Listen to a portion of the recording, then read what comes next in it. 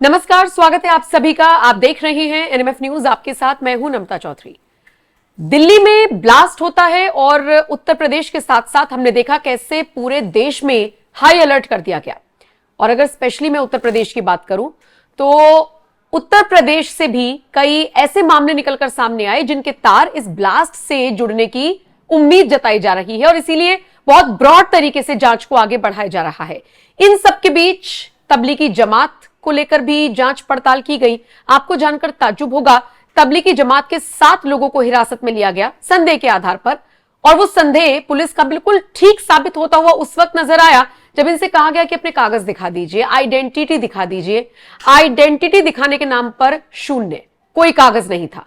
तो फिर जो संदेह के आधार पर इनको उठाया गया था, फिर इनसे और पूछताछ हुई और अब सवालों के घेरे में है एक बार फिर से तबलीगी जमात। आज इसी पर चर्चा करेंगे। मेरे साथ सुप्रीम कोर्ट के वरिष्ठ अधिवक्ता अश्वनी उपाध्याय जी मौजूद हैं। अश्वनी जी, स्वागत है आपका।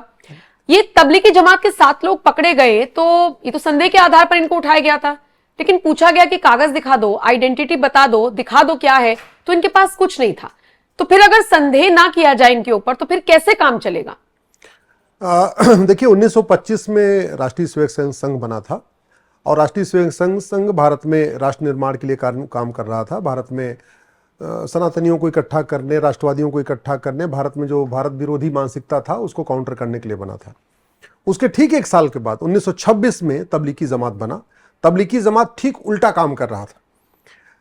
आरएसएस की स्थापना इसलिए नहीं हुई कि पूरी दुनिया को या भारत को हिंदू राष्ट्र बनाना है, लेकिन तबलीगी जमात की स्थापना हुई थी कि पूरी दुनिया को इस्लामिक देश बनाना था। अगर आप गूगल करिए biggest Jamaat of the world तो आपको सीधे एक ही उत्तर मिलेगा, तबलीगी जमात। अफगानिस्तान में हिंदू जो खत्म हुए उसमें मेन रोल जमातियों का था। पाकिस्तान में हिंदू जो खत्म हुए उसमें भी मेन रोल जमातियों का था। बांग्लादेश में इतनी हिंसा हो रही है, वहां पे भी मेन रोल वहां के जमातियों का है। कश्मीर में जो नरसंहार हुआ था वो भी वहां के जमातियों ने ही सबसे बड़ा उसमें अहम भूमिका निभाई थी। मतलब ये एक संगठन है क्या? एक संगठन है, तबलीगी जमात एक संगठन है। और आश्चर्य की बात यह है, इस तबलीगी जमात पे भारत में कभी चर्चा भी नहीं हुई, भारत में कभी प्रतिबंध भी नहीं लगा।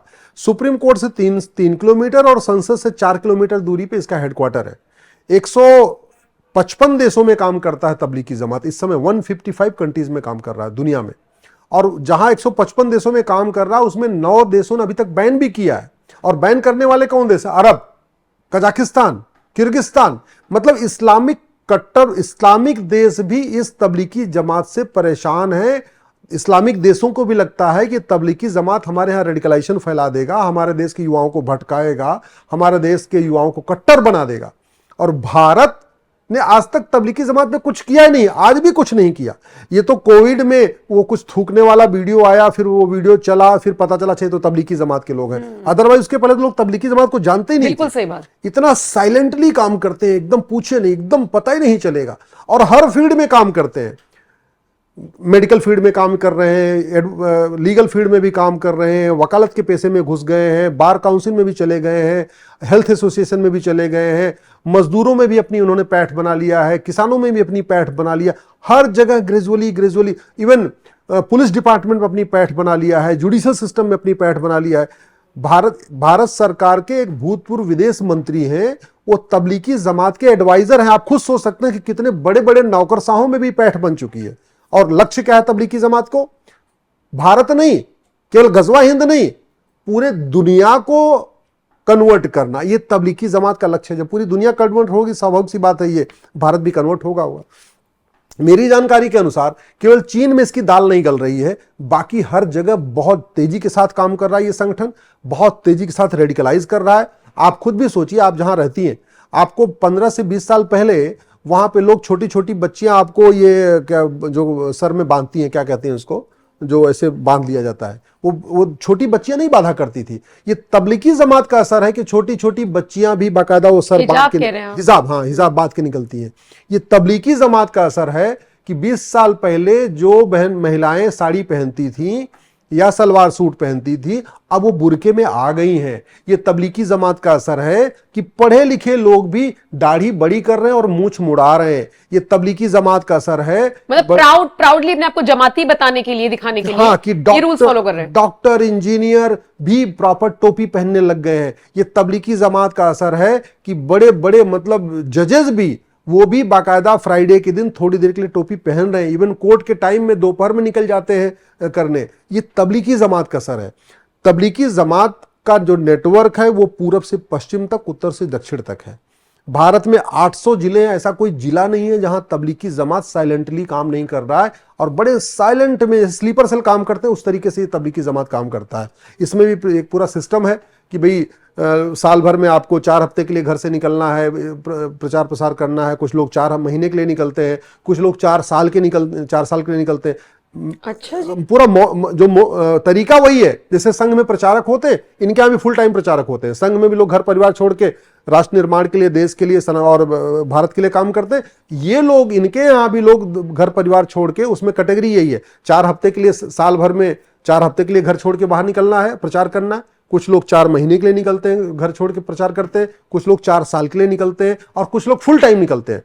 तो ये जो नेटवर्क हो गया है, गांव गांव, छोटे छोटे कस्बे, वहां जा जाके उनको रेडिकलाइज करना, उनको बताना कि नहीं, तुम रहते भारत में हो, लेकिन तुम्हें भारत का त्यौहार नहीं मनाना है। तुम रहते भारत में हो, तुम्हें भारत की भाषा नहीं बोलनी है। तुम रहते भारत में हो, लेकिन तुम्हें वंदे मातरम नहीं बोलना है। तुम रहते भारत में हो, लेकिन तुम्हें नमस्ते सदा वत्सले नहीं गाना है। तुम रहते भारत में हो, लेकिन ये जो रामकृष्ण की पूजा नहीं करना है। तुम रहते भारत में हो, लेकिन तुम्हें मज़ार पे नहीं जाना है, दरगाह पे। ये सारी चीज़ें धीरे धीरे धीरे करके वो एक तरीके से यंग जनरेशन को भी रेडिकलाइज कर रहे हैं, बुजुर्गों को भी रेडिकलाइज कर रहे हैं, जवानों को भी रेडिकलाइज कर रहे हैं, पढ़े लिखे लोगों को भी रेडिकलाइज कर रहे हैं, अनपढ़ों को भी रेडिकलाइज कर रहे हैं। अलग अलग तरीका है। जिस फील्ड जिस कैटेगरी को रेडिकलाइज करना होता है, उस कैटेगरी के व्यक्ति को भेजते हैं। जैसे मान लीजिए कहीं पढ़ा लिखा वकीलों का क्षेत्र है, वकील बैठे हुए, तो उसमें उनका एक वकील जाएगा, वो सबको रेडिकलाइज करेगा। जैसे ये डॉक्टर वाला केस, जैसे डॉक्टर वाला, एग्जैक्टली। तो मैं तो कहता हूं कि जो 7 पकड़े गए हैं, इनका आप narco polygraph brain mapping test करिए। जब तक आप narco polygraph brain mapping test नहीं करेंगे, तब तक वो पूरा सच उगलेंगे नहीं।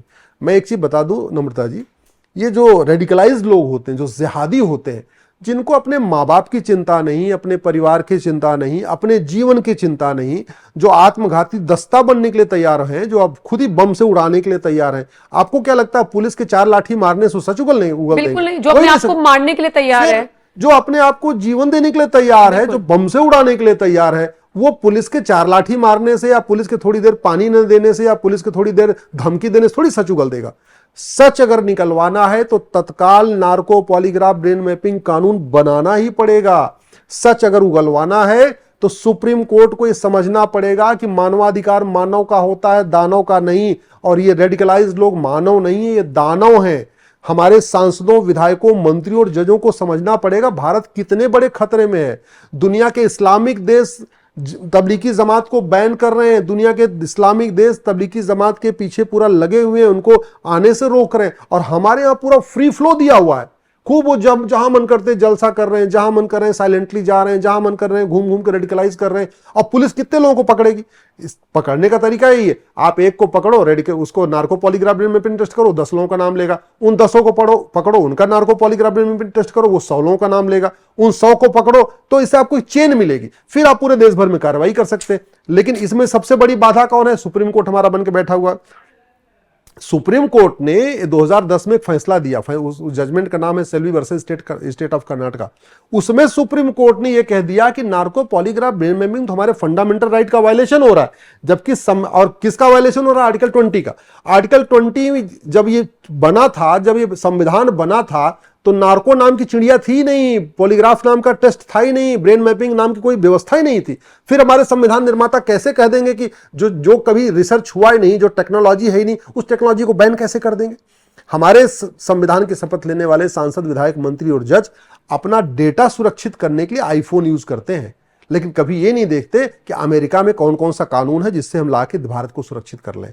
खुद सुरक्षित रहने के लिए पुलिस रखते हैं, और पुलिस के पास भी वो 50 साल पुरानी एक नाली और दुनाली बंदूक नहीं, पुलिस भी रहेगी, और पुलिस साथ एडवांस हथियार चाहिए, बाकायदा AK-56 लेके साथ में पुलिस वाले चलेंगे। लेकिन देश असुरक्षित होता जा रहा है इन जिहादियों के चक्कर में, उन्मादियों के चक्कर में।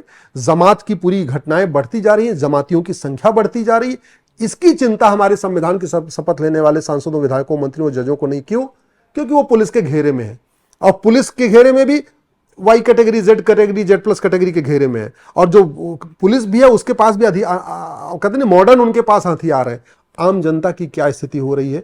देश कितना असुरक्षित हो रहा है शायद इनको समझ में नहीं आ रहा है। दुनिया में सबसे ज्यादा धर्मांतरण भारत में हो रहा है, 10,000 हिंदू पर डे कन्वर्ट हो रहे हैं। दुनिया में सबसे ज्यादा लफ्जिहात भारत में हो रहा है, 1,000 बेटियां पर डे लफ्जिहात का शिकार हो रही हैं। दुनिया में सबसे ज्यादा घुसपैठी आके भारत में बस गए हैं, लगभग 5 करोड़ घुसपैठी भारत में बैठे हुए हैं। दुनिया में सबसे ज्यादा फर्जी वोटर भारत में है। दुनिया में सबसे ज्यादा ड्रग का कारोबार भारत में हो रहा है। दुनिया में सबसे ज्यादा मानव तस्करी भारत में हो रही है। और इसमें बहुत बड़ा योगदान ऐसे लोगों का है जो भारत में गजवा हिंद करना चाहते हैं, भारत का इस्लामीकरण करना चाहते हैं। और ये जो हो रहा है उसमें बहुत बड़ा हाथ ऐसे संगठनों का है। दुर्भाग्यवश ऐसे संगठनों पे कम न तो गंभीरता के साथ कार्रवाई हो रही है, न ऐसे संगठनों के लोगों को पकड़ पकड़ के उनका narco polygraph brain mapping test करके पूरी चेन को पकड़ा जा रहा है, न पूरे उनके स्ट्रक्चर को पकड़ा जा रहा है।